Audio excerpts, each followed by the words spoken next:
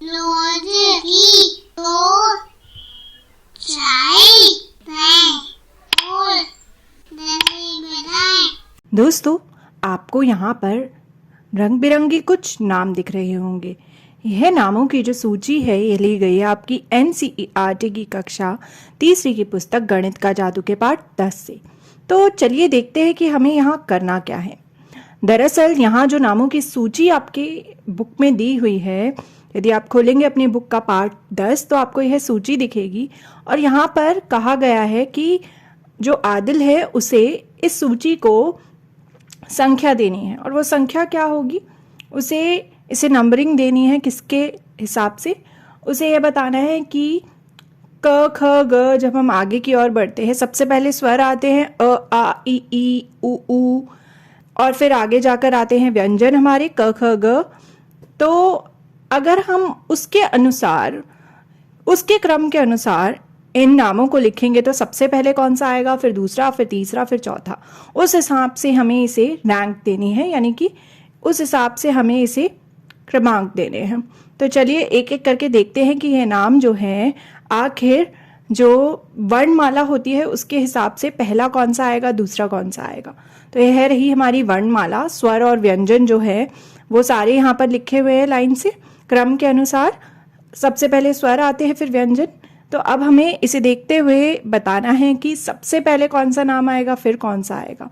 तो सबसे पहले हम स्वर ही देख लेते हैं। क्या अ से कोई नाम है यहाँ? अ से तो नहीं है पर आ से है। जी हाँ, आ से आदिल। तो सबसे पहला नाम यही होगा, इसे हमने नंबर 1 दे दिया। उसके बाद क्या ई से है? नहीं, बड़ी ई से भी नहीं है। उ री ए। तो ए से एक नाम यहाँ पर हमें दिख रहा होगा, वो है यह एल्विस। तो इसे हम दूसरी संख्या दे देंगे, यानी कि दूसरे नंबर पर आएगा। इसके बाद कौन सा नाम आएगा? क्या किसी और स्वर से यहाँ पर नाम मौजूद है? स्वर से तो केवल यही नाम शुरू हो रहे थे, आदिल और एल्विस। अब देखते हैं पहला व्यंजन जो होता है हमारा कौन सा होता है? क से कोई नाम है? यह देखिए, यह है कविता। तो तीसरे नंबर पर आएगा यह नाम, कविता का नाम आएगा तीसरे नंबर पर। क के बाद क्या आता है? क के बाद ख, फिर ग से एक नाम यहाँ पे हमें दिख रहा होगा, गुरिंदर। तो यहाँ पर यह कौन से नंबर पर आ जाएगा? 4। तो हमने इसे 4 नंबर जो है वो यहाँ लिख दिया।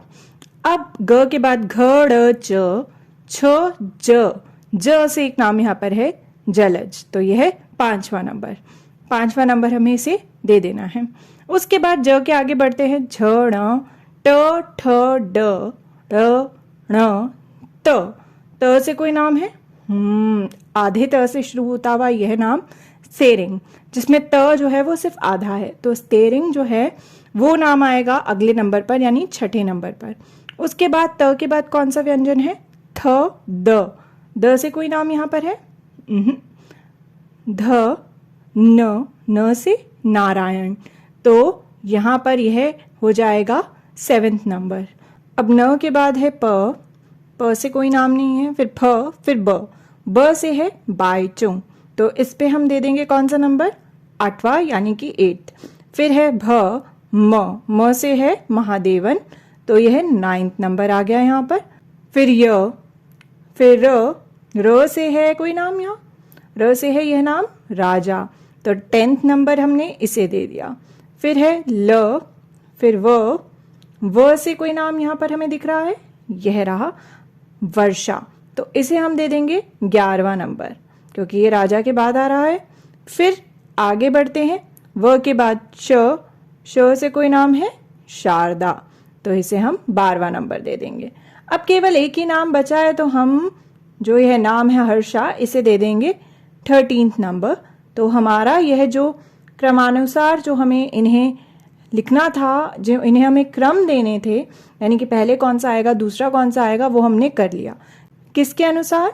वर्णमाला के अनुसार, यानी कि वर्णमाला क्रम के अनुसार हमने इसे संख्या जो है, इसे रैंक जो है वो दे दी। तो हमने यह हिंदी में जो नाम लिखे थे उन्हें तो क्रम के अनुसार लगा दिया, वर्णमाला क्रम के अनुसार। अब हमें क्या करना है? Now look at these names. These are written in English and these are taken from your NCERT book, chapter number 10, class 3, Math Magic. So what we have to do now is that we have to arrange these names. We have to give ranks to these names according to alphabetical order. यानी कि A से Z तक हमें देखना है कि सबसे पहले कौन सा नाम आएगा, फिर कौन सा आएगा, उसके बाद कौन सा. इस बार हमें अंग्रेजी में यानी कि इंग्लिश में देखना है. So let's just start. सबसे पहले हम देखते हैं, is there any name starting with A? Yes, Adil. So this is number 1. Then B से है बायोचुंग. So this is number 2. So B से तो बायोचुंग हो गया. उसके बाद C, D, E. E से एक नाम यहाँ पर है Elvis. So this is number 3. E के बाद F, then G से है Gurinder. So this is number 4. Then moving ahead, H for Harsha. So this is number 5. इसके बाद हर्षा के बाद H के बाद हम आगे बढ़ेंगे I, J से कौन सा नाम है यहाँ? Can you guess? Jalaj. So this is number 6. J के बाद आएगा क्या? K से है Kavita. So this is number 7. L, M से है Mahadevan. So this is number 8. Then N से है Narayan. This is number 9. Then O, then P, Q, R से है राजा. This is number 10. R के बाद है S से Sharda. So this is number 11.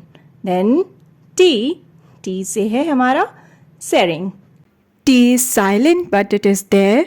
So Sering, it is number 12. उसके बाद है U से कोई नाम नहीं है. Now we are left with just one name and that is Varsha. It is number 13. So we have marked all of them according to the alphabetical order.